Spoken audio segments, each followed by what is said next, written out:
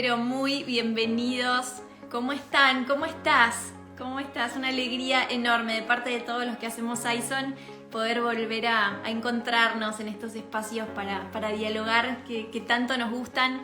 Y hoy particularmente estamos muy agradecidos de poder tener este vivo. Este es un vivo muy especial para el corazón de Saison y sé que para ustedes también lo es por la repercusión que ha tenido.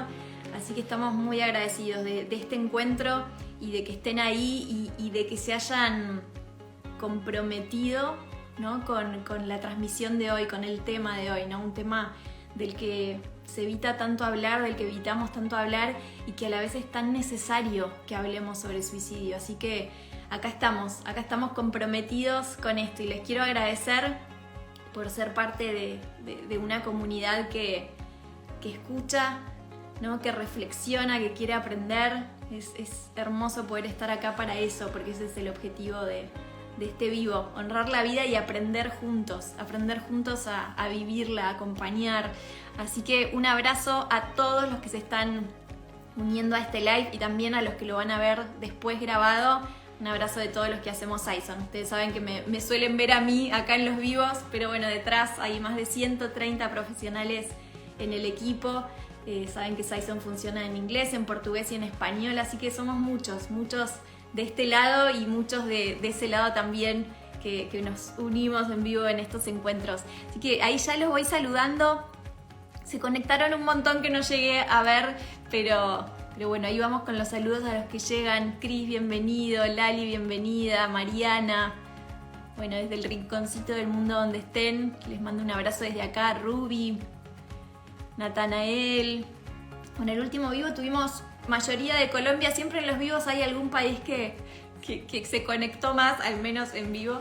Hola Mariana, un abrazo para vos también. Laili, hola.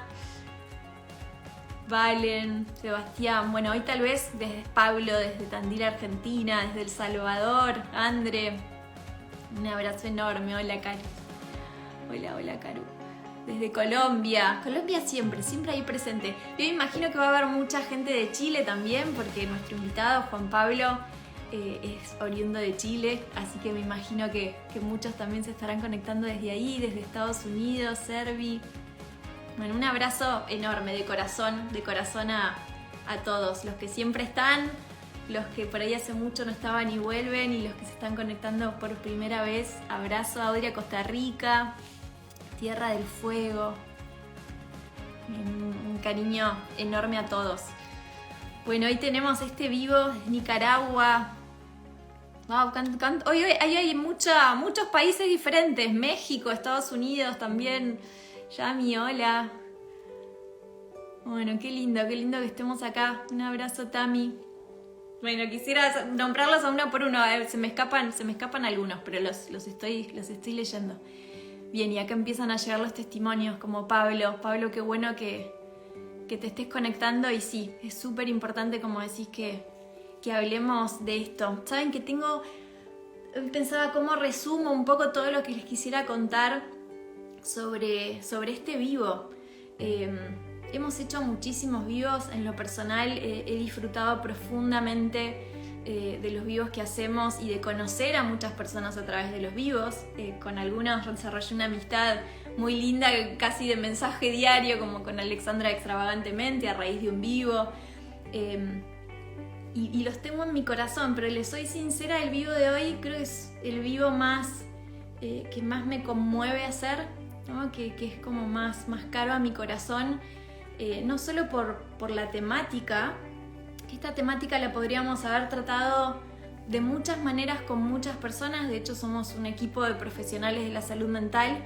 Debería haber 100 profesionales para elegir alguno para hacer este vivo, pero queríamos encararlo de otra manera, ¿no? Y poder conocer a Juan Pablo para mí ha sido un regalo de Dios, una bendición. Así que estoy especialmente conmovida de poder hablar con él hoy acá y que ustedes también lo puedan conocer.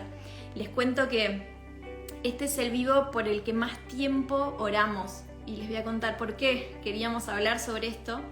Entendíamos la necesidad que había de hablar sobre esto, pero queríamos abordarlo de la manera que Dios nos mostrara abordarlo. Por eso le digo, somos un montón de psicólogos, podríamos haber hecho muchos vivos para hablar de teoría sobre esto, pero sentíamos que no era por ahí, y meses de oración esperando que surgiera cómo hacerlo, y casi en la misma semana, les diría, ¿sí? Días de diferencia, Dios nos cruzó con una fundación de México, de la que le vamos a hablar en un ratito, y apareció Juan Pablo, ¿no? Y bueno, ya van a ver cuando lo escuchen lo significativo que fue encontrarlo. Juan Pablo tiene tanto para contar, tanto para inspirar, y es un testimonio vivo de cómo se puede salir y de cómo se puede transformar algo tan duro en bendición y en propósito, ¿no? Para tanta gente como ustedes hoy. Así que bueno, muy conmovida de poder compartir este vivo con ustedes, así que gracias por abrazar este vivo del otro lado, que fue el más compartido de la historia de los vivos de Saison, ¿no? Que el más compartido, casi 200%, literalmente más compartido que otros. Así que vemos la necesidad que había y el compromiso de parte de ustedes de hablar sobre esto. Así que bueno, nos metemos a hablar con Juan Pablo. ¿Les parece? No quería dejar de contarles algunas de estas cosas en la introducción, porque creo que hacen a todo lo que vamos a compartir hoy.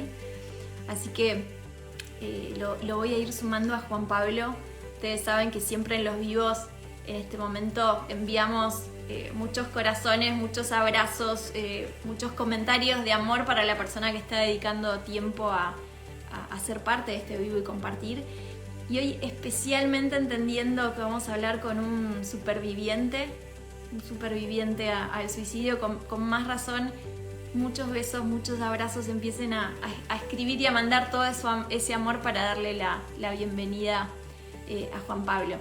Le pregunté a él cómo presentarlo. Podríamos presentarlo de muchas maneras. De hecho, si quisiera hablar de su currículum, tendría mucho para decirles. Pero Juan Pablo es de un lugar muy sabio. Muy sabio, tuvo la profundidad de decirme: Evelyn, presentame como Juan Pablo, un superviviente, a eso vengo, para eso estoy. Así que lo presento y lo sumo a Juan Pablo a este vivo, que les cuento que es la primera vez que va a hablar sobre su historia. Así que imagínense lo significativo que es que estemos acá para escucharla, ¿sí? Así que bueno, ya lo sumo y estoy viendo ahí todos los corazones que van enviando. Juan Pablo, bienvenido, ahí apareciste. Ahí estamos. ¿Cómo estás, Ahí Evelyn? estamos. Qué lindo verte. Estoy con toda esa mezcla que contaba, que ya la hablamos hace un ratito en privado, ¿no? Con mucha gratitud, muy conmovida. Gracias, Juan Pablo, gracias por estar acá con todos nosotros. ¿Cómo estás vos? ¿Cómo estás, Eve? Qué lindo verte. Bueno, qué lindo ver a toda la comunidad también de Saison. Es un placer. Gracias por la invitación. Estoy muy conmovido también y estoy muy agradecido, porque este encuentro es hablar de lo que venimos hablando, charlar juntos, todos los que estamos acá, sobre la vida. Así que gracias por invitarme. Exacto, sobre la vida. Y acá estoy, Juanpa, ¿sabés qué me hice? Creo que medio inconsciente, antes de empezar el live, mirá lo que me dice. Esto es tu culpa. Yo tomar un café a esta hora de la noche es culpa tuya, Juanpa. La primera vez que hablamos con Juanpa fue con un café de por medio, y acá estamos. Los que me conocen saben que se les contagia un poco lo mío del café, pero para mí el café es eso, ¿no? El café es la excusa, pero al final es esto también, crear una conversación, así que por ahí algunos quizás se unen con el café. Ahí está, yo desde acá con el mío. Juan Pablo, por ahí se me escapa decirte Juanpa por la costumbre de que te vengo llamando así. ¿Por qué dijiste que sí a este vivo? Es la primera vez que vas a hablar de esto. ¿Por qué dijiste sí? Dije que sí por convicción. Yo justamente esta semana conversaba con un par de amigos que fueron muy importantes en estos años, y yo les decía: yo tengo una inhibición importante, cargo con una inhibición importante, entonces estos formatos me cohíbo un poco, pero la convicción es más fuerte, entonces estoy aquí por convicción de compartir una vivencia que es sigue siendo un tabú y que también hace sufrir muchísimo. Y la Ujú. instancia que tenemos hoy es esta, poder charlar, poder hablar a través de estos medios para llegar a personas que lo necesitan, como a mí alguna vez me hablaron y se acercaron. Entonces creo que la convicción me hizo decir que sí. Aparte también, Evelyn, debo decir que me sentí también muy seguro compartiéndote mi historia a vos, eh, porque también es un espacio donde se aloja un relato, una historia. Y aunque aquí hay muchos conectados quienes yo no conozco, sé que esta comunidad también va a alojar la historia para ser como portavoces para los que no están aquí y que como yo también necesitan una palabra. Por eso el sí. Por eso el sí. Es que en uno de los mensajes que intercambiamos estos días me dijiste esto, me quedó esa palabra. Me dijiste, no estoy cómodo, pero estoy convencido. Uh-huh. Y cuando me hablaste de esa convicción me dijiste algo, no sé si te voy a poder citar textual, pero me dijiste algo que me atravesó mucho, que me dijiste que esta convicción tenía que ver con sentir que íbamos en el camino correcto y que ese camino correcto tenía que ver con entrar en el plan de Dios, de ser parte de expandir ese aliento de vida que Él dio en el Edén y que sigue hasta hoy, ¿no? Creo que me dijiste algo así, que me quedó muchísimo. Y bueno, ahora volvés a traer convicción, no comodidad, sino convicción. Juanpa, decís que sí hablar de esto y sé que es la primera vez que lo vas a contar. Yo me voy a escuchar la historia con todos los que están del otro lado porque hemos compartido esto a manera de grandes y fuertes títulos, pero no sé el detalle de la historia, la voy a escuchar junto con todos y la iremos conversando. Y me gustaría preguntarte un poco, ¿dónde nacés? ¿Cómo empieza tu vida? ¿Cómo fue tu infancia? ¿Cómo se va desarrollando la vida hasta llegar a una situación que te lleva a pensar que no estar vivo era la mejor opción? Yo nací en Santiago de Chile, hijo de una familia bastante estándar, convencional. Mis padres, ninguno tenía formación médica, ninguno de los dos.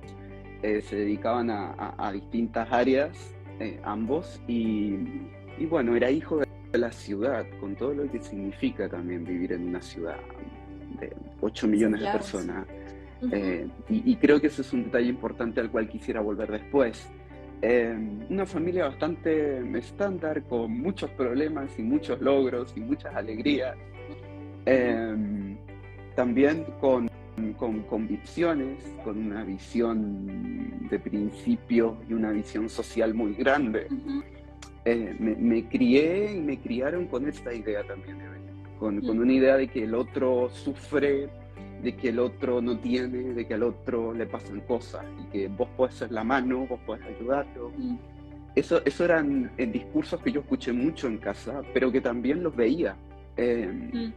Y creo que esos recuerdos tengo de mi infancia como muy, muy potentes de mis padres, no sé, cocinando y llevándole al vecino que estaba viudo, a la señora de la iglesia que no tenía esto.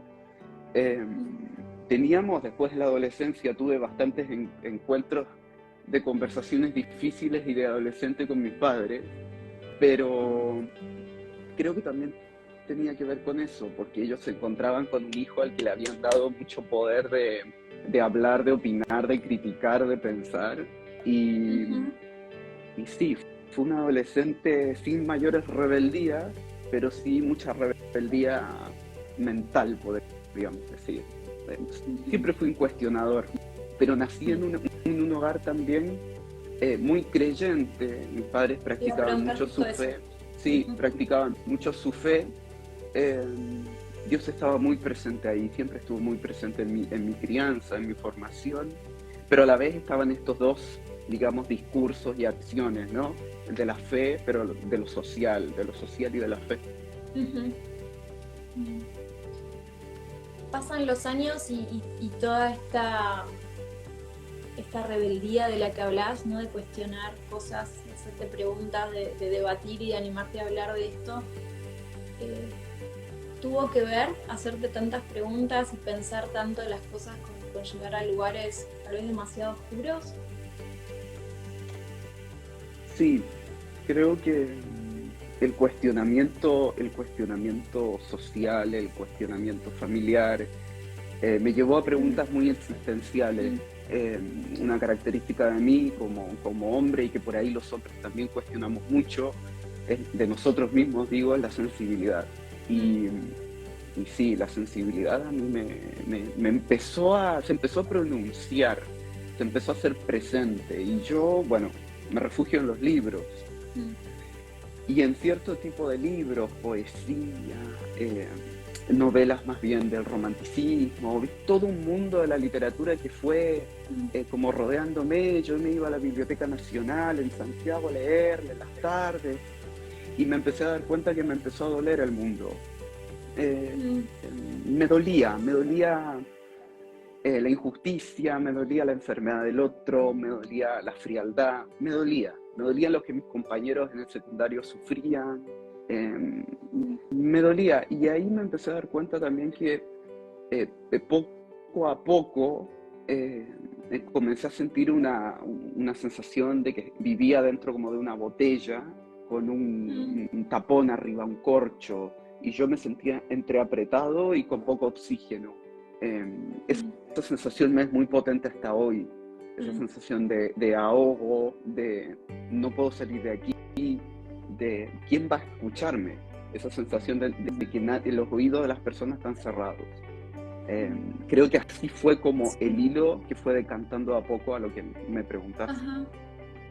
¿Qué edad tenías cuando te empezó a doler el mundo, como decías? 16 años. Yo recuerdo que tuve como un gran despertar hacia el mundo a los 16 años, y ya comencé durante 16, 17 años con esta sensación más bien de ahogo interno, de donde no habían espacios de diálogo, y eso me acompañó más o menos hasta los 18 años, donde de esta sensación de ahogo, de angustia de pecho, podríamos decir, como esa pena, se traspasó a un dolor físico, un dolor de espalda, de toda la espalda. Literal. Un dolor físico de toda la espalda que me impedía moverme con facilidad. Parecía una persona muy mayor, una persona anciana, en muy malas condiciones, porque me dolía, y yo me quejaba de un aspecto más físico. Ese fue como el primer gatillo. Hablaste hace un momentito sobre una sensibilidad muy grande y un dolor que no tenías con quién hablar, habiéndote criado en un entorno donde, por lo que decías, se hablaba de muchas cosas. ¿Por qué esto no? Porque hablaste del hecho de ser hombre, mencionaste varias cosas. Sí, creo que hay varios detalles, pero primero quizás el ser hombre también tiene que ver con, tiene 17 años, vamos bien, le va bien en la escuela, es saludable, porque yo nunca había entrado tampoco a un médico ni a un pabellón quirúrgico de ningún tipo, y ahí era como el ideal de salud, y por otro lado el ideal, comillas, intelectual. No era un estudiante brillante, pero me esforzaba y tenía buenos resultados. Y también había un aspecto de fe, de creencia, de trascendencia en mis padres. Entonces, ¿dónde estaba el malestar? ¿De dónde podía surgir? Acá nosotros estamos bien, gracias a Dios, estamos relativamente bien, somos una familia que más o menos funciona. No había una razón dentro de mi historia o del relato familiar que pudiéramos hablar si esta es la razón y el detonante de un malestar. Y yo, en cambio, sentía que no había espacio para poder hablar. Y que por ahí la imposición es fuerte. La imposición era como, estamos bien. Entonces, vos estás bien.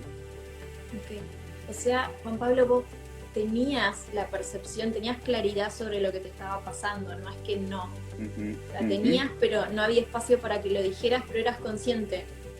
Totalmente. Esto Era me parece consciente y también. No es que no sabías qué te pasaba.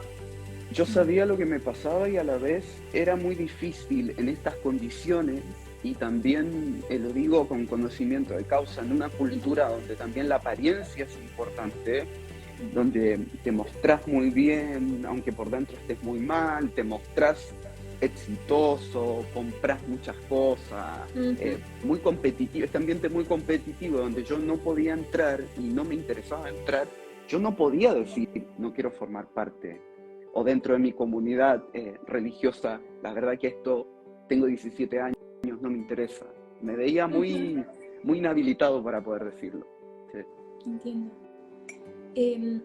Juan Pablo, aparece este dolor de espalda y me imagino que todas las luces van a tratar este dolor de espalda. Nadie sospecha y nadie pregunta que pasaba otra cosa y tampoco aparentabas que te pasaba otra cosa, más allá de tu entorno de tu hogar o de la iglesia. La gente que te conocía te veía igual que siempre con dolor de espalda. Igual de siempre con dolor de espalda, pero el primero que se dio cuenta del dolor de espalda fue mi padre. Yo a mi papá le dije, un día le dije, sabes que estoy con un dolor de espalda, me duele la espalda, fue algo así como al pasar. Sí. Y después yo me quedaba, me acuerdo, en el sofá de mi casa tirado, apoyando la espalda, tratando de acomodarme. Y mi papá, en broma y broma, era un hombre muy sensible también y muy atento, creo que de ahí venía, él se dio cuenta y me dice, no, a ver, no es normal que te duela tanto la espalda. El correlato del dolor de espalda era mi insomnio, eran mis llantos escondidos en la ducha, era esa sensación de ahogo, de salir por la ciudad y tratar de perderme caminando con una sensación de ahogo.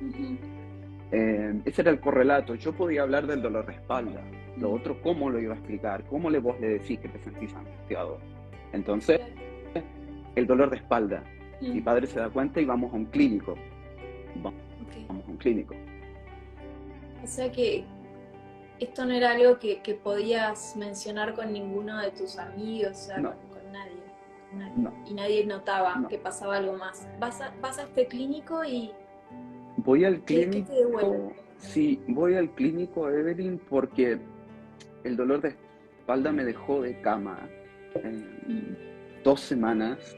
Yo estaba en el último año del secundario y me deja de cama 2 semanas con un dolor intenso y también con una sensación entera en el cuerpo de dolor, de angustia. Se mezclaba lo físico con lo emocional y bueno, me llevan al clínico y el clínico, un hombre muy joven, debe haber sido menor que yo, quizás tenía 30 años, 29 en ese momento, me mira y me dice, vos no tenés nada físico, vos estás deprimido. Me lo dice así textual, sí. Y me mira a los ojos y me pide que yo lo mire y yo quedé con una sensación como, este hombre no entendió nada de lo que yo le estoy diciendo, me duele la espalda. Y yo le dije, mira, yo vengo por un dolor de espalda. Me dice, no, me dice, vos estás deprimido. Me trató con ternura. Y él fue el primero que me orientó sobre algunos pasos a seguir. Que después claramente fueron más o menos 3 semanas más en que yo estuve en mi casa, en cama, tratando de seguir recomendaciones y con mis papás alrededor sin saber qué hacer. Pero fue la primera vez que yo escuché la palabra depresión en referencia a mí. Me decís que te dio algunas indicaciones o algunos pasos a seguir. ¿A qué te referís? ¿Tenía que ver con lo emocional o tenía que ver netamente con lo físico? Tenía que ver con descansar, con lo clásico, ¿viste? No era psiquiatra, yo veía que él la remaba, pero él me hacía hablar mucho, incluso me causa un poco de risa, hoy me causa risa, porque me dijo, vas a venir todas las semanas a verme. Y me lo decía así, taxativamente, vas a venir todas las semanas a verme, y si vos no venís una semana, yo voy a ir con la policía a buscarte. Okay. Y a mí me causó, viste, como esa sensación de este hombre, ¿qué le pasa? Y yo después con el tiempo entendí que él fue la alarma que decía, yo te estoy viendo, vos sos importante, yo te quiero ver todas las semanas para que me cuentes cómo te sentís, de verdad. Hoy me doy cuenta de eso, en ese momento me asusté y yo iba a a todas las consultas porque la Para que policía no te me iba a caer en mi busque casa, la ¿viste? policía, claro. Exactamente, Qué amoroso médico. exactamente. Juan Pablo, ¿y tus padres recibieron este diagnóstico también de depresión? Mis padres lo ¿Se les reciben, comentó esto? sí, sí, mis padres lo reciben y lo reciben creo con angustia, con dolor. Y creo que, bueno, yo no soy padre, pero los padres por ahí quizás no saben qué hacer. Y mis padres por ahí se vieron inhabilitados.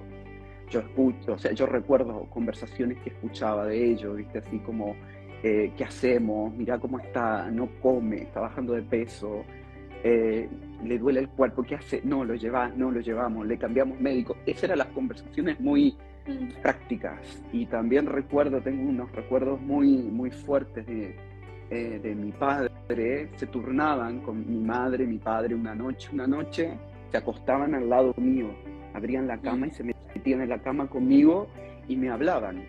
Y yo, después de un par de semanas, comencé a verbalizar y a decirles, yo me voy a morir. Yo me estoy muriendo. No voy a salir de aquí, yo me estoy muriendo. Y mi padre al lado, mi madre al lado me hablaban, no te vas a morir, no te vas a morir. Eso sí es un recuerdo muy palpable que tengo, muy fuerte de cómo mis papás acompañaron como podían, poniendo el cuerpo. Juan Pablo, cuando decías esto, me voy a morir, no salgo de acá, ¿cuál era la sensación interna que tenías para decir algo así? ¿Sentías que físicamente el dolor te llevaba a ese lugar? ¿Sentías que emocionalmente se iban las ganas de vivir? O sea, ¿por dónde pasaba esa expresión en ese momento?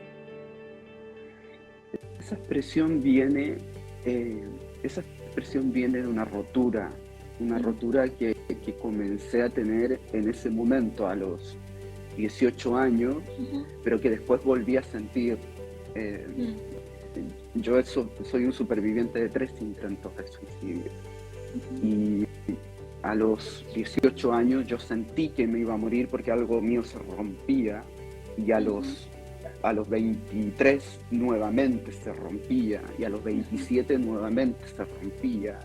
Y es algo interno que, por supuesto, asocia entre angustia, oscuridad, el sentido de que vos no podés ni siquiera decir lo que sentís.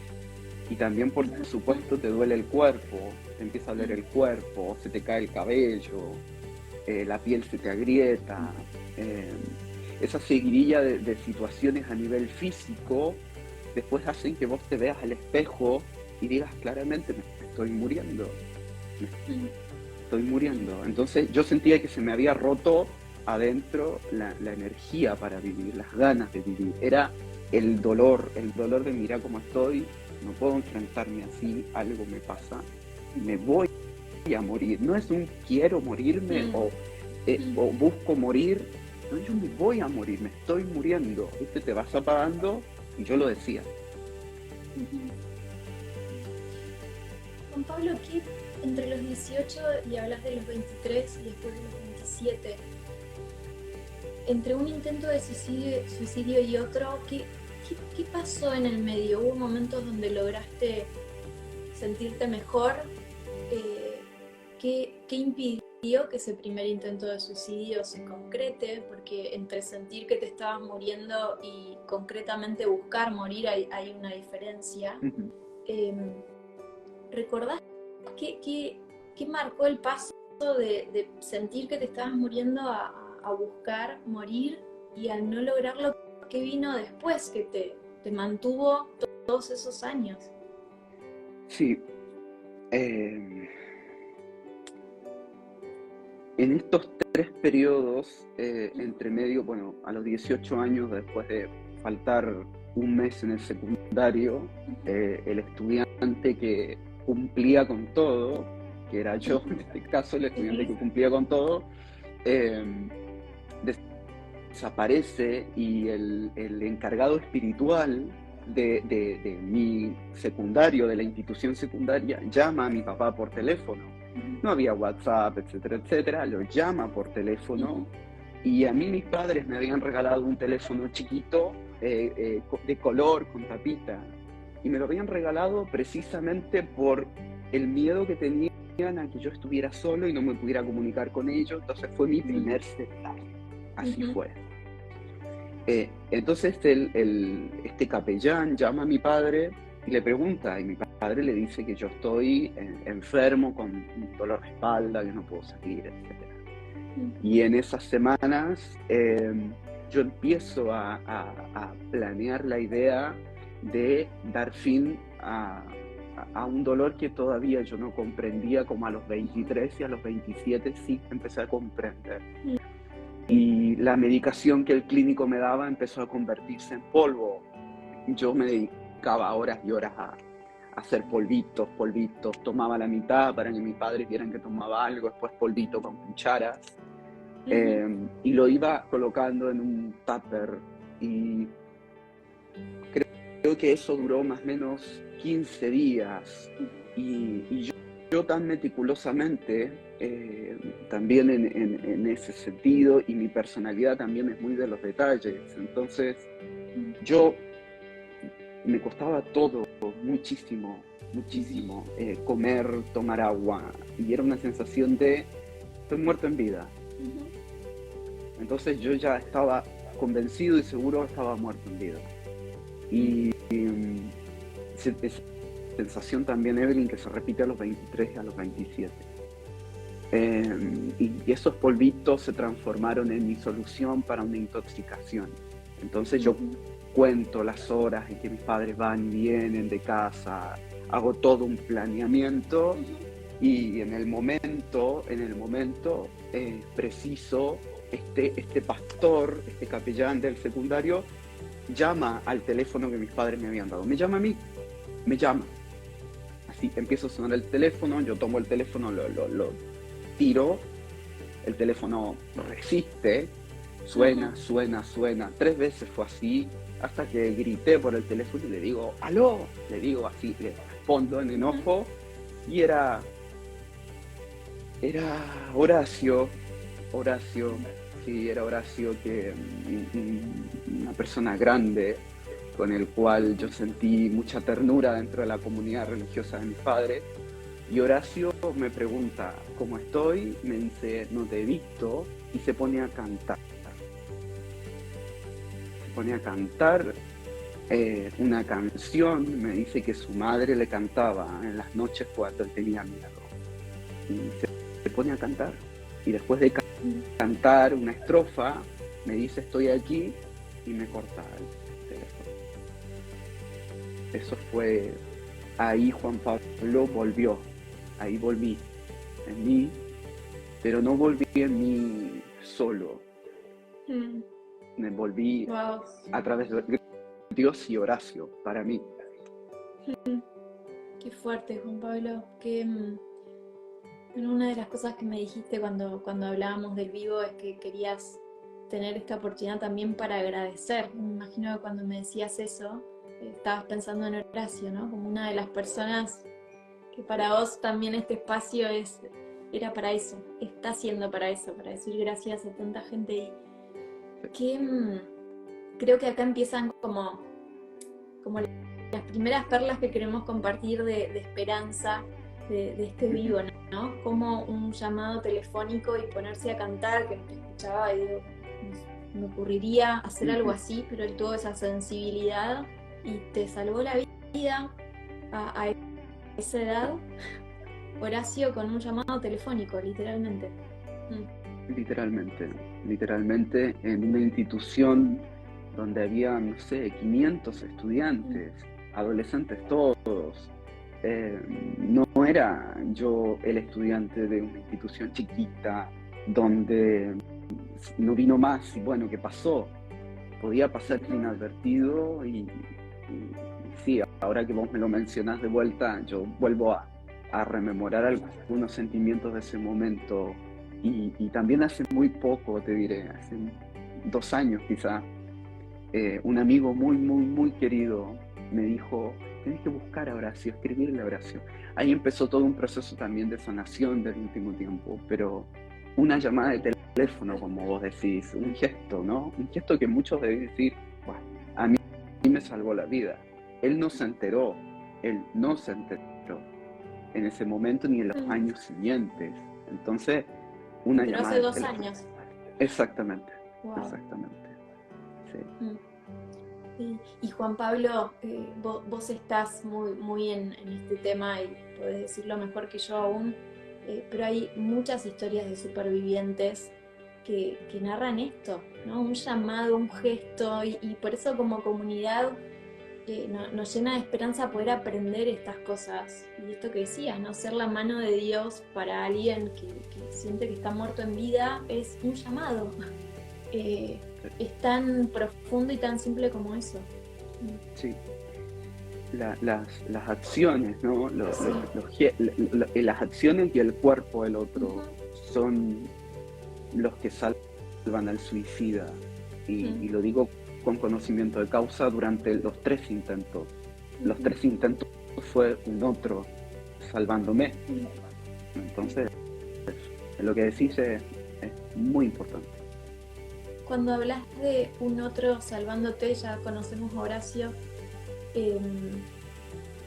pasa un tiempo después de ese llamado y decís que Horacio te trajo de nuevo a la vida. ¿Cómo seguiste después de eso? Y me interesa también en este relato, Juanpa, preguntarte qué cosas te ayudaron como este llamado telefónico y qué otras cosas, tal vez con la intención de ser una ayuda, no fueron para nada eso.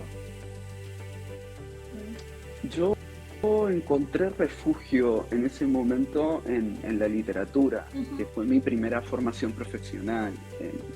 Salí de Santiago y fui al sur de Chile a estudiar. Yo quería salir de la ciudad. Creía que saliendo de la urbe, aunque a mí me gustan mucho las ciudades, saliendo de la urbe a los 20 años, me voy a curar de esto. Y me refugié en los libros.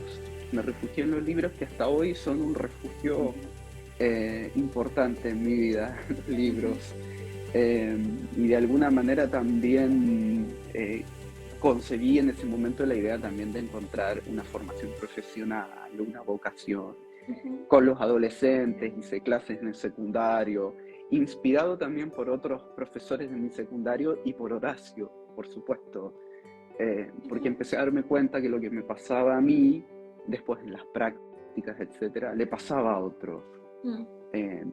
Ahí fue un primer despertar, 21, 22. Esto le pasa a otros, no me pasa solamente a mí. Y a ese otro le está sucediendo y no puede hablar igual que yo no puedo hablar, él no puede hablar. Entonces se fueron como uniendo estos hilos y me ayudó mucho encontrar algo que me gustaba hacer, leer, compartir libros, tenía amigos que leían también, conocer personas que me inspiraban, conocer personas que yo sentía que podía sentarme a tomar un té o un café y decirle, la verdad es que estoy sintiéndome muy mal. Y recuerdo 2 mujeres increíbles que yo conozco de ese momento, mentoras para mí, incluso que se daban cuenta cuando yo andaba en el campus,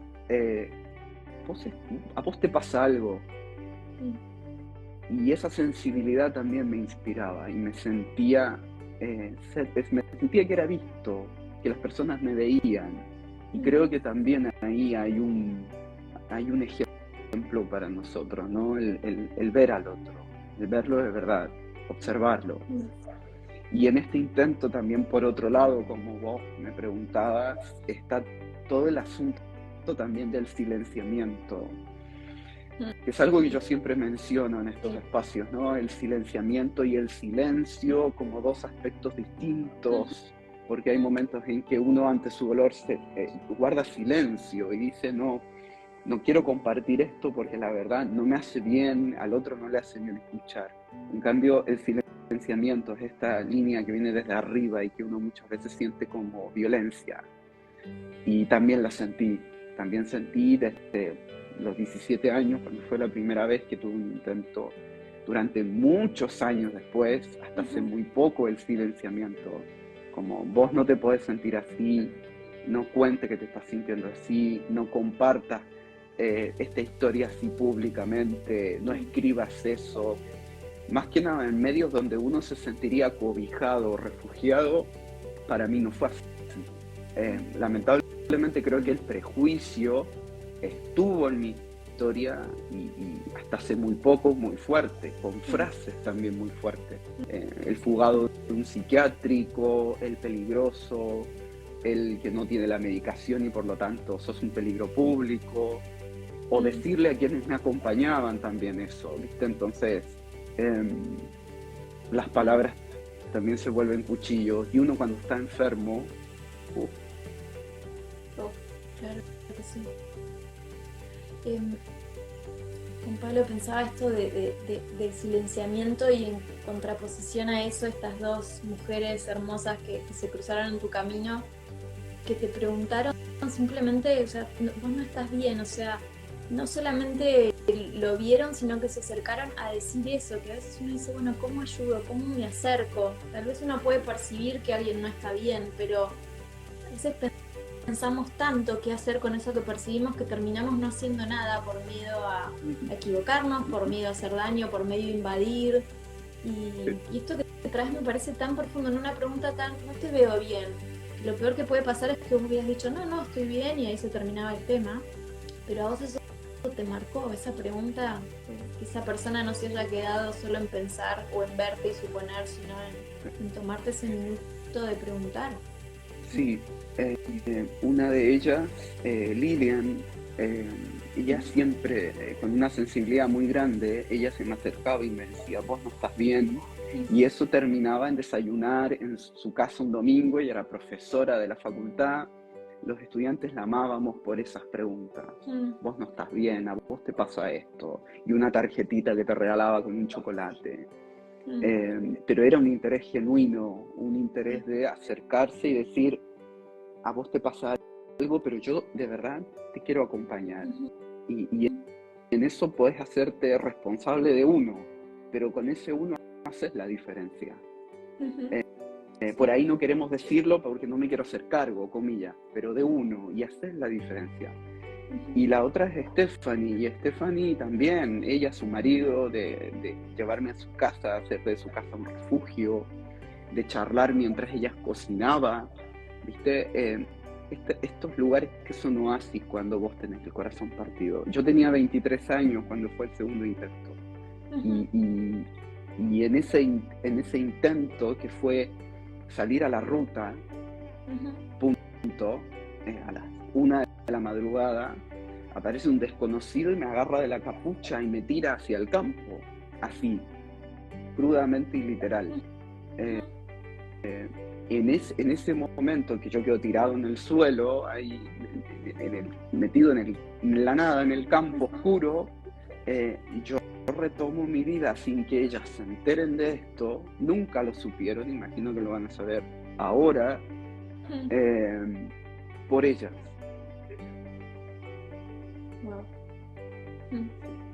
Yo me senté, recuerdo, en el campo y dije, están ellas, están ellos, con nombre y apellido, Evelyn, con nombre y apellido.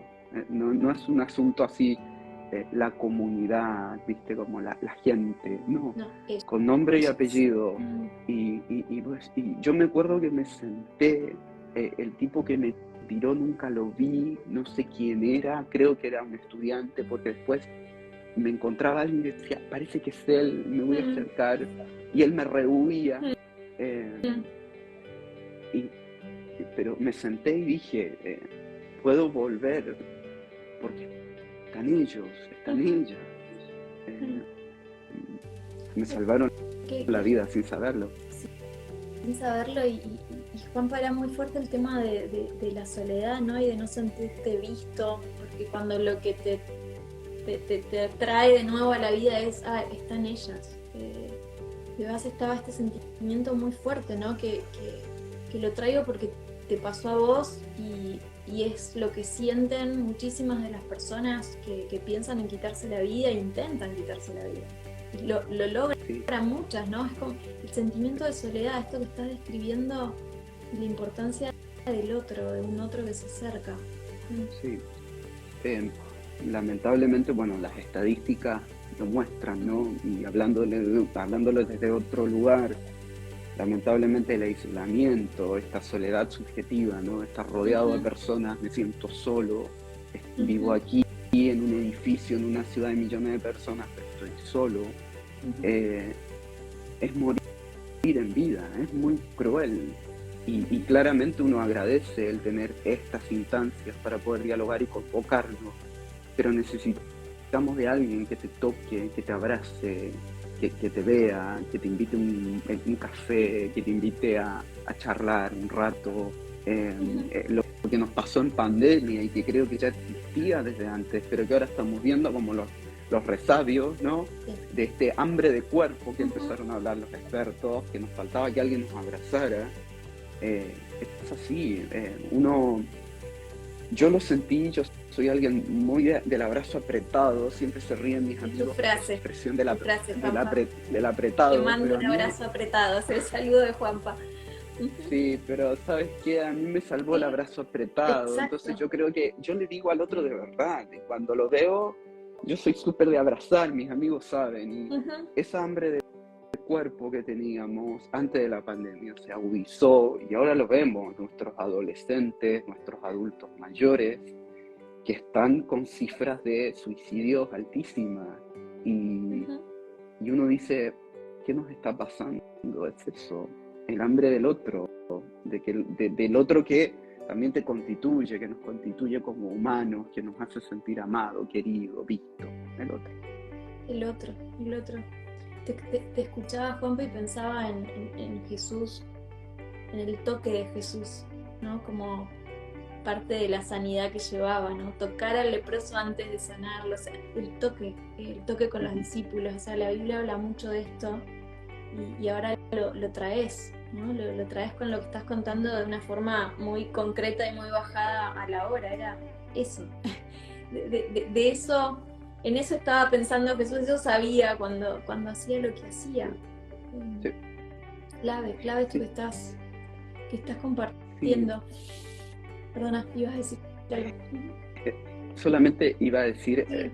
ya que lo unís a Cristo, porque claramente, por lo menos en mi último intento y mi Ujú, último pozo, también había alguien sensible, ¿no? Que yo creo que se enteró años después. Las personas acá, nuestros amigos nos acompañan y dirán, pero ¿por qué este chico se calla todo? mm, No es fácil, no es sí, fácil sentar a alguien y decirle, disculpame, pero yo ese día me iba a suicidar. No lo es, ujú, para no, nada. Y ahí estuvo Lucas.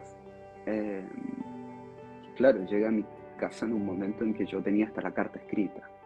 ujú, Entonces, uniéndolo a lo que vos decís de la fe, de Cristo, muchas veces, y me pasó y me sigue pasando, voy a orar por vos, o voy a rezar por vos, o tener tus momentos de comunión con Dios, con la creencia que vos tengas. Y en esos momentos en que uno está a punto de morir, está en la línea de morir, vos no podés hablar ni con vos mismo, ujú, no podés abrir ningún libro espiritual o tener un momento de meditación, de comunión, no lo podés hacer. Entonces ahí necesitas ese otro que está unido a la fe, a la trascendencia y que es sensible y se activa con el otro. Yo te acompaño, ¿querés que quizás te va a hacer bien si yo lo hago con vos? Pásame las manos, hagámoslo juntos, yo te llamo, yo te abro y ujú. leo con vos. Y, y yo lo vivencié así. Mis amigos, aparte del abrazo apretado, siempre me dicen que yo soy el chico vínculos, pero a mí Mm, me salvó el vínculo. Yo puedo estar hablando con vos hoy y con los que están aquí por el vínculo. ujú, Entonces, mm. cuando uno habla de la fe y de la trascendencia, tenemos que hacernos cargo de eso también, ¿no? De que nuestro corazón esté abierto, sensible para el otro en medio de eso. Ujú. Pa, esto te iba a preguntar, hablando de la fe, ¿qué lugar ocupaba? Vos te criaste en una familia creyente. ¿Qué lugar ocupaba la fe en el medio de todo esto? O sea, hablas de una falta de energía vital que te hacía difícil esto, hacer una oración o leer un texto, pero una persona que se hacía tantas preguntas, ¿no? Que se las sigue haciendo, conociéndote un poco. ¿Cómo conciliabas tu fe ante todo esto? O sea, ¿cuál era tu vivencia con Dios en ese momento? Y lo otro que te quería preguntar es si hubo una instancia de buscar ayuda terapéutica en todos estos años que describiste. Yo nací en un hogar creyente y practicante. Mis padres venían de una herencia también de fe, de creencia, de una denominación, de practicante, de los ritos. Sí, y yo por lo tanto también heredé una serie de ritos y de comulgar de alguna manera con una denominación religiosa. Eso era muy activo y también algo que para mí fue como muy salvador y que ahora que me lo preguntas yo lo traigo también al pensarlo, era que mis padres, pese a este asunto externo de comulgar y todo, también era dentro de casa, era lo mismo. O sea, mis padres tenían una vida pública, religiosa, pero adentro era igual. O sea, era igual de la comunión, la oración, era lo mismo. Yo no viví ese doble discurso de parte de mis padres. Y eso a mí me salvó. Porque de alguna manera colocaron en mí un asunto de vínculo con Dios, más allá del rito. Había algo personal, había algo interno, había algo que te podía unir y que te puede salvar la vida. Mis padres siempre transmitían eso. Y durante todos estos años, y digo todos estos años porque, bueno, mi último gran pozo fue el verano pasado, no tuve un intento, pero sí mucho tiempo de ideación. Y la diferencia entre los 17 años y los 33 fue precisamente este crecimiento y este ver la fe madurar. Pasé por todas las instancias, respondiendo a tu pregunta, por todas, desde Dios no me escucha, Dios no está, Dios no le importo, mira lo que me está pasando, tengo el corazón quebrado, Dios, ¿entendés esto? No lo entiende porque es Dios. Todos los cuestionamientos habidos y por haber, pero había algo, y cada vez que yo me acerqué a la línea de morir, porque ya no soportaba más, me dolía todo, y eso es importante decirlo, no es que uno diga, bueno, si quiero morir, vos no querés morir, a vos te duele la vida, te duele respirar, te duele el cabello y el dedo chiquitito del pie, te duele el cuerpo. Cuando yo estaba en ese límite, pesando 49 kilos, con acné en todo el cuerpo, con una anemia devastadora, yo estaba ahí, Dios se hizo presente a través de un otro, que estaba sensible, que era lo que yo te mencionaba anteriormente. Y ese otro muchas veces me cobijó, me cuidó, me atendió. Y yo ahí me abrí canal, como vos mencionabas, a la psicoterapia, a la psicofarmacología, que eso es muy importante. También hay, creo que podemos ir al riesgo de espiritualizarlo y decir, bueno, voy a orar con vos, por rezar con vos y todo va a estar bien. Pero eso es un riesgo, porque estamos hablando de la vida de una persona. Era mi vida.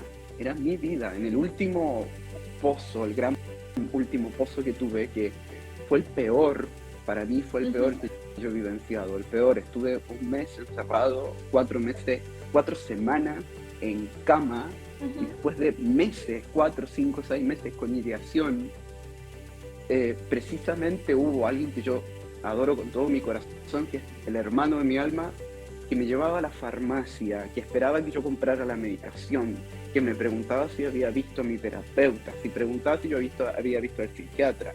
Abrir esos canales de concienticemos que aquí somos tu red, donde vos te podés parar, pero también necesitamos profesionales que nos acompañen. Yo he tenido profesionales excelente. He tenido la bendición, digo la bendición porque lamentablemente muchos no pueden acceder. Y ahí también yo como paciente digo, es uno de los dolores, ¿no?, que tenemos en nuestras sociedades. Hoy leía a Nora Barr, muy importante acá en la Argentina, una periodista que decía el 2% del presupuesto del país está dedicado al trabajo con la salud mental. Hay personas que no pueden acceder a un terapeuta, que no pueden acceder a un medicamento, y eso duele, a mí me duele, me sigue doliendo y me va a seguir doliendo. Y yo he tenido manos generosas, he tenido atención. Lo que me acabas de preguntar es, de verdad que es muy conmovedor para mí también decirlo, porque salir de ahí no se sale solo y tampoco se sale sin ayuda profesional. Los tenemos a ustedes, los profesionales, en quien tenemos que confiar. Ay, Juanpa, es muy fuerte escucharte. Bueno, primero escuchar un testimonio tan honesto, tan generoso, te vuelvo a agradecer. Y mientras te escuchaba hay un montón de mensajes que llegan, ¿no?, de gratitud, de identificación por conocer a alguien o por haber pasado por lo que te pasó, que bueno, no paran de llegar, y de mucha apertura. O sea, esto que al abrirte vos lo que haces es generar espacios donde otros se animan a contar cosas como están pasando ahora en el chat mientras hablamos. Qué fuerte esto que decís de poder compartir y de poder aceptar también la ayuda de un otro, ¿no? Y de entender el poder que tiene un acto tan simple como esto que decís de acompañarte a una farmacia, de preguntarte ¿estás bien?, de regalarte un chocolate. A veces no sabemos acercarnos al dolor porque complejizamos lo que es acercarse, y lo estás haciendo tan palpable y tan simple con tu relato. Es muy fuerte escucharte y pensar que podrías no estar acá compartiendo esto con nosotros, a mí me atraviesa, ¿no? Es decir, gracias a Dios que puedo tener este video con vos, Juan Pablo, y que está siendo de tanta bendición y que hay tanto propósito detrás de todo esto que estás contando, ¿no? Es muy fuerte, creo que para todos los que estamos siendo bendecidos y tenemos el privilegio de poder escucharte hoy en primera persona contar todo lo que estás contando.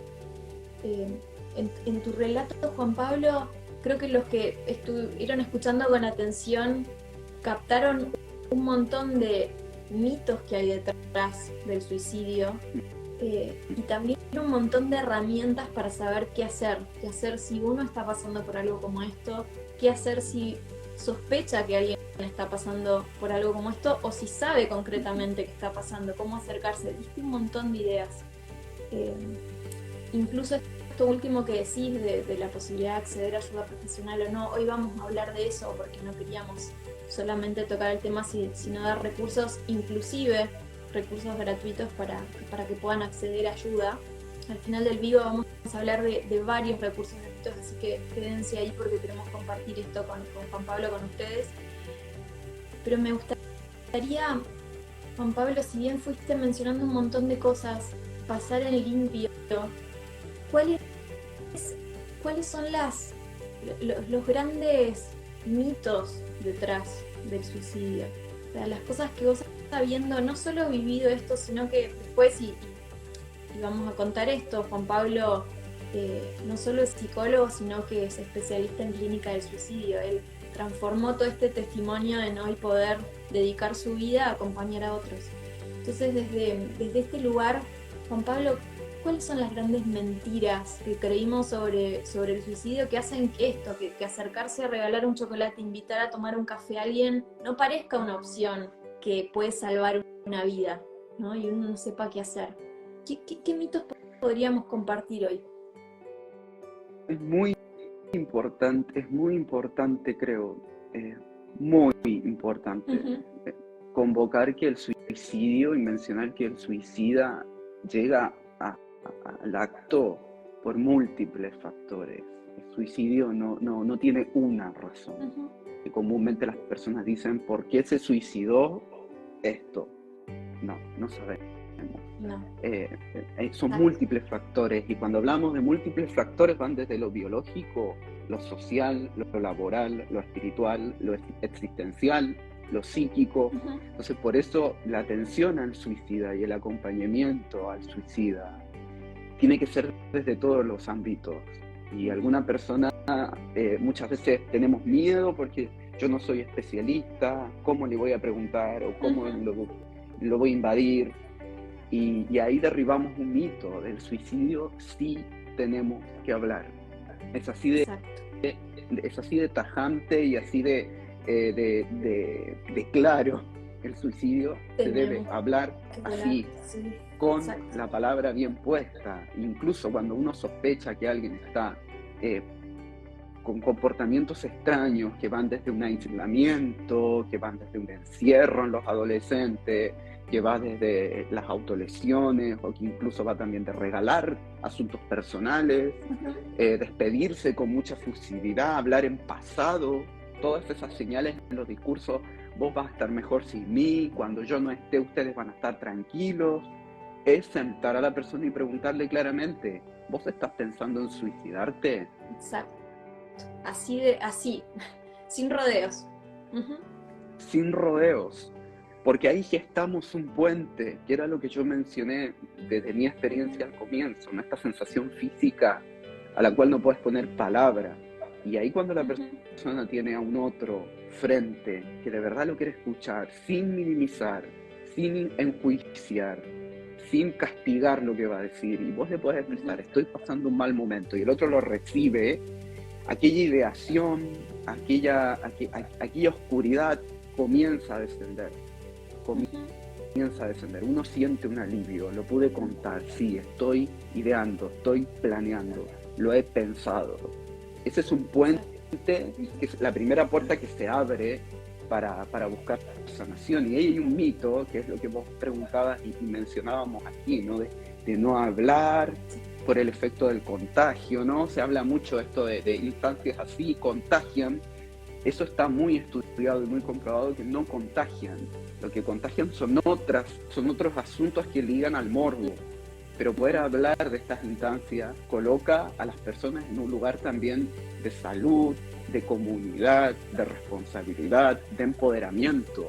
Aquí estamos Exacto. haciendo también, incluso nos estamos cuidando entre todos. Ujú. Porque otro mito ligado a esto es la idea de que solamente los pacientes con un trastorno psiquiátrico declarado, medicado, con psicoterapia, etcétera, o con internación, llegan al suicidio. Y eso también, Ujú. las cifras hablan todo lo contrario, Todo lo Evelyn. O sea, contrario. Exacto. 7 de 10 suicidios consumados son personas que tenían una situación de la vida cotidiana, laboral, familiar, vincular, existencial, que los superó a tal Ujú.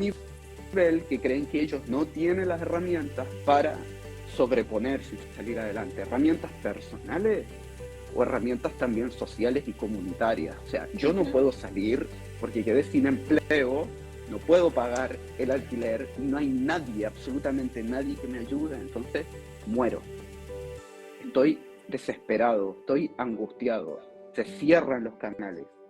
Entonces hay que sacar la idea de: oh, pero esta persona no tenía un trastorno. No es necesariamente que la persona tenga un trastorno para llegar a consumar un suicidio. Ujú. Esos son dos grandes mitos. Dos grandes mitos.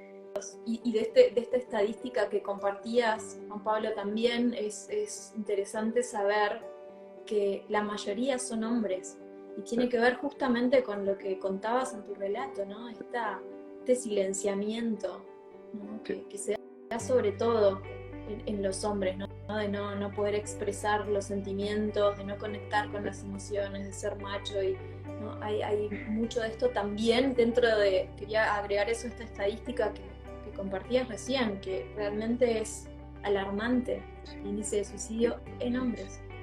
sí. Bueno, me he dedicado a eso, ¿no? Al bienestar mental masculino Exacto. los últimos años, y Ujú. lamentablemente estamos muy afectados por cifras de suicidio. Somos 5 hombres que consumamos el suicidio por una de ustedes, una mujer. Ujú.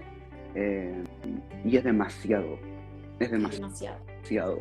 y se está intentando abrir investigación sobre el tema, pero también es complejo desde varios aspectos por las mismas características de nosotros, de no querer hablar, de no querer pronunciarnos la verdad que sí, la verdad que lo pienso, ni siquiera en espacios masculinos. Y yo me comencé a dar cuenta por mi historia, por supuesto, pero también por lo que atraviesa a los hombres que yo amo en mi vida, desde mi padre, mis primos, mis amigos más íntimos, todos con dolores muy silenciados, por vergüenza, por culpa, se va a poner en duda si yo soy hombre o no.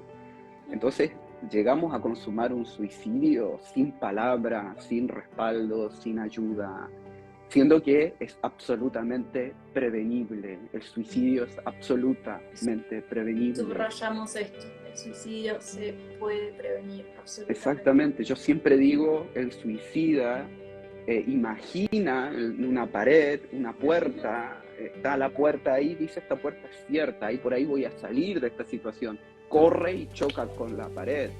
Él era el único que veía esa puerta ahí que estaba dibujada. Nosotros necesitamos ser esa persona que le diga no, por ahí no vamos a salir, y vamos a salir juntos, y en plural, nosotros, el compromiso, la red. La red. Juan Pablo, retomamos los mitos que estabas compartiendo, que es tan importante entender esto. Hay que hablar sobre esto. No, uno no está induciendo a la persona a hacer nada por hablarlo, todo lo contrario, se desactiva una bomba literalmente. Preguntarlo directamente, hablarlo, no estigmatizar quién puede tener un intento de suicidio o no, que es lo segundo que decías. Pienso en un tercer mito, Juan Pablo, que es si las personas comentan, porque tal vez hay personas que están en un silencio absoluto sobre el tema, disimulándolo en soledad, y otras que lo verbalizan, dicen no quiero vivir más, te contestan eso. Si haces esa pregunta y viene esa respuesta, uno de los mitos, y ahora vamos a decir qué se puede hacer para responder a una respuesta como esa, porque si lo preguntamos también vamos a ver herramientas para saber qué responder, pero cuando alguien expresa que tiene ganas de morir, hay que tomarlo en serio. Este es otro de los grandes mitos populares. Si la persona lo dice, no lo va a hacer. Si lo dijo, es para llamar la atención. Error. ¿Querés explicar esto? Error. Completamente. Es un error que claramente tiene que ver con nosotros, los que escuchamos, ¿no? Está diciéndolo, le encanta llamar la atención, le encanta ser el centro, entonces minimizamos lo que el otro está sucediendo. Y uno diría, entonces todos los que anuncian lo van a hacer, tomemos como que la mayoría lo puede concretar. Punto. Nos equivoquemos o no nos equivoquemos. Tomemos en serio ese mensaje, tomémoslo en serio, acerquémonos, tomemos también, observemos, dejemos de lado nuestros teléfonos y observemos al otro a los ojos, conversemos qué le está sucediendo. Pero es importante, si uno escucha estas palabras, venga de quien venga o en el tono en que venga, tomar precaución. Es mejor equivocarse y decir, no, estaba bromeando, o bueno, nos quedamos tranquilos por esto y esto, pero muchas veces no. La persona anuncia. La persona anuncia. Y esto no es para colocar culpa en quienes no se dieron cuenta. No. Por supuesto que hay un porcentaje de personas que no anuncian. Por supuesto que sí. El asunto es que juntos, todos, por esto es el trabajo en red, en comunidad, podamos observar desde nuestros rincones a la persona, nos podamos observar entre todos. Alguno va a ser más sensible, se va a dar cuenta de una situación laboral, lo dijo ahí, lo dijo en casa, lo dijo en su comunidad, lo dijo en el partido de fútbol, pero observarnos y no minimizar, nunca minimizar. Nunca minimizar, exacto. Y antes de ir a las soluciones, Juan Pablo, estoy pensando los grandes mitos alrededor de esto. Vos aportá el que te parezca, pero pensaba en el... Perdón, medio tos, ¿querés decir una voz excesiva? Sí, sí, sí. Yo pensaba, y un mito interesante es en relación a este tema de que hablamos de la espiritualidad, ¿no? La espiritualidad, las comunidades, ¿no? Religiosas o con cierta creencia, y el castigo también que tienen las personas que forman parte de estas comunidades por el silenciamiento. Si vos tenés fe o si vos sos creyente o practicás una denominación, no podés tener la idea de la muerte, no podés tener la idea del suicidio. Eh, Exacto. y eso Iba a decir claramente, justo eso antes de la tos, sí, ese mito estaba pensando. sí, sí, y justamente lo sufrí, y hoy no lo digo como una víctima. Si yo me sintiera una víctima no podría tener esta conversación.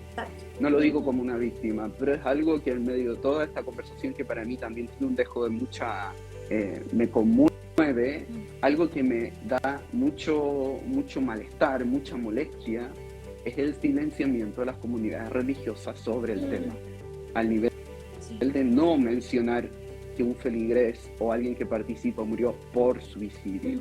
No se usa la palabra, se esconde, y se usan otros argumentos también, bueno, la familia, bueno, o sea, los estudios, eso está estudiado por investigadores, investigaciones cualitativas, hablan de que los cristianos cometen suicidio en dos razones: cuando son sacados de su comunidad religiosa, exiliados de la comunidad, es un factor de riesgo, o cuando forman parte de una comunidad religiosa pero no tienen vínculo con nadie.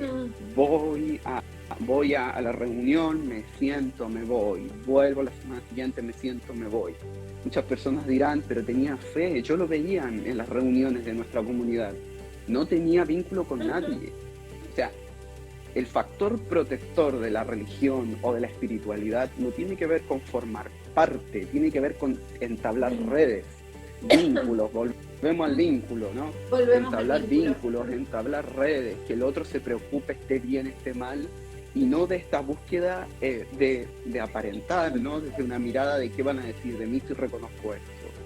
Lamentablemente, los líderes religiosos, en mi caso, fueron muy, muy duros cuando yo era adolescente, incluso al llevar mi caso a la junta de los líderes. Entonces, uno se ve expuesto desde un lugar de es culpable por lo que le pasa. Y ahí es donde tenemos que transformar creencias, derribar muros y observar persona antes que es un suicida en potencia. Observar a la persona, está sufriendo. Observar a la persona, y Juan Pablo pensaba, hay tantos, bueno, la Biblia es un libro lleno de testimonios, ¿no? Justamente para todos los casos que uno se puede imaginar, y la Biblia habla de suicidio. O sea, tenemos muchos personajes en la Biblia que se suicidaron y grandes héroes de la fe que pensaron en hacerlo. Incluso hay un texto donde Jesús le dice a los discípulos, mi alma está triste hasta la muerte. O sea, Jesús sintió una tristeza absoluta y lo compartió y buscó ayuda. Esto que decís, no solo de la iglesia, que puede no contener esto y manejarse de estas maneras que estás describiendo, sino el juicio sobre la vida espiritual del que está pasando por una depresión o tiene ideación suicida. Moisés, Elías, David, o sea, podemos mencionar tantos personajes de la Biblia tan cercanos vincularmente a Dios, tan conectados con otros, que por agotamiento, por distintas razones, no dieron más. Entonces, ahora que introducís esto, no solo el manejo dentro de la iglesia, sino el juicio espiritual sobre las personas que están sufriendo de esta manera, ¿no? Hay ejemplos en la Biblia muchísimos que podríamos mencionar sobre esto, ¿no? Hablar de esto en las iglesias, porque la Biblia habla de esto, y no para juzgarlo. Totalmente. De hecho, totalmente. Moisés cuando piensa en morirse, Dios le dice, te va a mandar ayuda. O sea, la respuesta de Dios, lejos de juzgarlo, es mandarle ayuda, ¿no? Ancianos que lo ayuden. Perdona que te interrumpí, ¿qué ibas a decir? Sí, lo que pasa es que, bueno, como decía al comienzo, esto provoca molestia en mí, pero creo que también es nuestra gran oportunidad, ¿no? ¿Sí? Es nuestra gran oportunidad de poder entender que somos humanos atravesados por un sinnúmero de situaciones y que un gran porcentaje de esas historias personales no las compartimos, y muchas de ellas nos están devorando la vida. devorando las ganas de vivir. Y te agarrás de Dios, te agarrás de tu fe como podés. Y cuando viene otro con una llama, con más fuego, con más esperanza, con más luz, tu fuego y tu llama se sigue alentando. Entonces, ese voy a orar por vos, que pase por un yo te voy a acompañar, querés que te acompañe y lo hagamos juntos, querés que te llame. Y yo sinceramente, Evelyn, en mi último gran pozo lo tuve, con nombre y apellido, lo tuve. O sea, tuve eso de voy a orar con vos, Juan Pablo, te dejo la Biblia abierta en la mañana, y yo levantarme y ver la Biblia abierta. Que alguien con nombre y apellido abrió la Biblia, la dejó ahí, con el desayuno hecho. O sea, era enviarme el bidón de agua, enviarme la comida todos los días, mandarme un mensaje, Juan Pablo, la comida te la dejaron, pero también voy a mandarte un audio, escucharlo cuando quieras, orando con vos. Y esa llama, eso es fe, eso es evangelio, eso es espiritualidad, eso es trascendencia, este asunto unido. Y ese es el fuego que te va transformando y te va devolviendo las ganas de vivir. Gracias, Juan Pablo, por tener tantas herramientas y el poder que tiene que lo digas vos, porque además de ser psicólogo especializado en suicidio, pasaste por esto. Entonces, todo lo que vos compartís tiene un poder, tiene un peso muy, muy poderoso, ¿no? A mí creo que todos los que estamos acá escuchándote no pueden leer estas cosas en libros, ¿no? De preguntar, de pedir ayuda, pero es tan distinto a escucharlo de parte de un superviviente, ¿no? Que lo comparte con esta claridad. Y Juan Pablo, a ver, tenemos preparadas varias cosas para compartir con toda la comunidad, que ahora las vamos a ir contando. Estuvimos pensando cómo darles más recursos aún o poder resumir un poco todo lo que se conversó en este vivo. Pero te quería preguntar para ir cerrando, Juan Pablo, si tuvieras que armar como, creo que ya lo dijiste, pero para pasarlo en limpio, armar como una guía de qué hacer frente a esto, tanto para el que está atravesando lo que atravesaste y también para el que quiere ayudar, ¿no? Si podés dar 3 ideas claves del que está atravesando esto, qué puede hacer al escuchar, al identificarse con todo lo que compartiste, y el que está viendo y sabe de alguien o quiere formarse para poder ayudar. ¿Qué 3 cosas simples pero tremendamente claves podemos dejarles? Al que está pasando esto, decirle, no estás solo. Primero, no estás solo. Busca ayuda. Te vamos a acompañar. Algo que nos salvó a todos los que estuvimos ahí, todos los suicidas, es el cuerpo del otro. Y a esa persona que le está sucediendo esto, es decirle, vamos a poner el cuerpo para acompañar. Gracias, y es cierto. Y a quienes desean ayudar, observen mucho, abracen, el cuerpo hace bien, y cuiden. Es una situación vital. A mí me observaron, me abrazaron mucho y me cuidan hasta hoy. Y aquí estoy. Y acá estás para contarlo, compa. Y además lo que decís es tan preventivo para todo, ¿no? Las 3 cosas que acabas de decir. No abracemos solo al que creemos que está mal, abracemos para que nadie llegue a esa instancia, preguntemos para que nadie llegue a esa instancia, salgamos del miedo y del tabú. Juan Pablo, qué hermoso vivo. Es el vivo creo que más largo que hemos hecho y podríamos seguir conversando, pero preparamos varias cosas para poder compartir con toda la comunidad que nos está acompañando y los que van a ver en vivo ahora o después grabado. Tenemos varias cosas, si me olvido de alguna, Juan Pablo, me ayudás a recordarlas. Hablamos al principio del vivo de una fundación, que fue una de las cosas que Dios cruzó en nuestro camino a la hora de orar por este vivo. Es una fundación que se llama Que se escuche fuerte mi grito, una fundación que creó Maite, la mamá de David que se suicidó, y ella a raíz de esto empieza con esta fundación que cobija gratuitamente 3 veces por semana.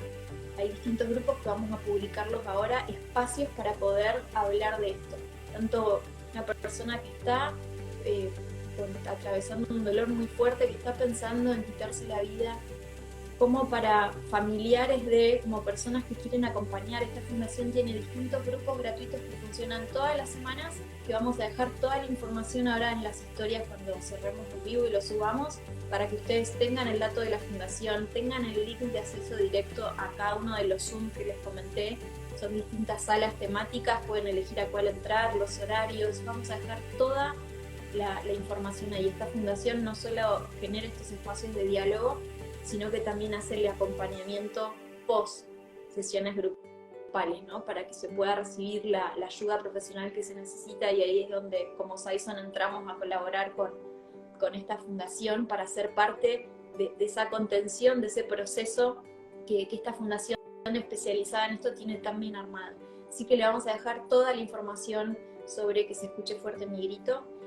Y también estuvimos estos días conversando con Pablo con cómo condensar todo esto que compartimos, Juanpa, cómo condensar lo que hablamos sobre mitos, sobre estadísticas, sobre una guía de cómo acompañar, cómo intervenir. Entonces preparamos un material que va a estar como descarga gratuita en nuestro blog, que también vamos a compartir el link en las historias ahora, para que ustedes puedan descargar y tener ese material y compartirlo con todas las personas que puedan, porque todos necesitamos aprender y formarnos sobre esto. Ahí Juan Pablo en esta guía también dejó varios libros, que ya saben que es un gran lector, que ama la lectura, lo compartiste Juan Pablo hoy muy claramente, así que hay varios de los libros que Juan Pablo recomienda, además de todas estas herramientas que él compartió en el libro. Y además Juan Pablo es columnista en nuestro blog y está empezando a escribir sobre bienestar mental masculino, que es una de tus áreas de expertise, Juan Pablo. Él publicó el primer artículo sobre el tema hace creo que un mes, Juan Pablo, si no me equivoco. Un mes. Bien. Un mes. Y en unos días vamos a publicar el segundo artículo sobre este tema que ya está hecho, está para subirse en breve, para poder seguir abriendo espacios de diálogo sobre esto. Juan Pablo, ¿me estoy olvidando de algo más que hayamos conversado para poder compartir todos los recursos gratuitos que podamos? Bueno, que accedan, no olvidamos nada, pero que accedan. La guía es una guía práctica, no es pensada para profesionales ni con tecnicismo, sino que queremos hacer esto un espacio de divulgación para que todos puedan tener los primeros pasos de acompañamiento antes de los profesionales, por supuesto. Pero la red, como dijimos, los profesionales no, son un ancla, pero la red es esencial en estos casos. Y esa guía ayuda muchísimo a tener estos primeros pilares. Y que está muy buena. Bueno, todo esto, sean pacientes, tarde unos segunditos ahí Instagram hasta que sube el vivo, lo compartimos y vamos a empezar ahí a compartir todo esto en historias, y en el blog va a quedar, cuando quieran buscar y descargar la guía, va a quedar ahí. Juan Pablo, ¿se puede ser feliz después de 3 intentos de suicidio? ¿Cómo es tu vida hoy después de todo esto que compartiste? Después del verano pasado, en que estuve 4 semanas encerrado, con mi medicación repartida por todo el departamento para no olvidarme, recibiendo el agua y la comida de un hermano del alma que está a 800 kilómetros de distancia, y ser sacado a la farmacia por otro gran amigo que se atrevió a sacarme de mi casa. Estoy aquí, estoy conversando con todos en este espacio que no es mi lugar, pero que me convoca con vos, y estoy con contentamiento. Creo que esa es la palabra que me acompaña, el contentamiento. La felicidad son puntos, pero creo que el contentamiento es un calor tierno en el pecho, en el corazón, y la ternura y el contentamiento me hacen estar aquí, me hacen tener la convicción de que debemos seguir hablando y que debemos seguir convocándonos. Y hoy me acompaña eso, un sentimiento de vamos por buen camino, podemos buscar ayuda, no estamos solos.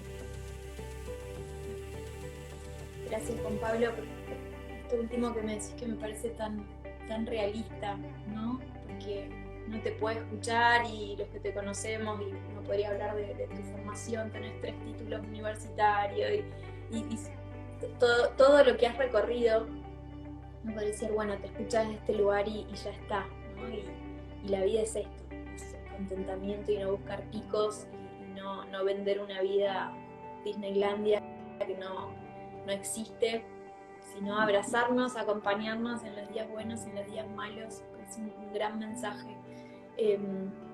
Juan Pablo, yo sé que te lo dije 1000 veces y no me voy a cansar de decírtelo, y todos te lo están diciendo. Gracias de todo corazón por haber dicho que sí esté vivo. Gracias por estar vivo, ¿no? Me es muy fuerte hablar con vos sabiendo que podrías no estar, pero que gracias a todas estas personas que mencionaste, empezando por Horacio, cerrando por Lucas, estás acá, ¿no? Y muchos te mandaban ahí abrazos apretados. Me voy a dar el regalo de dártelo prontito.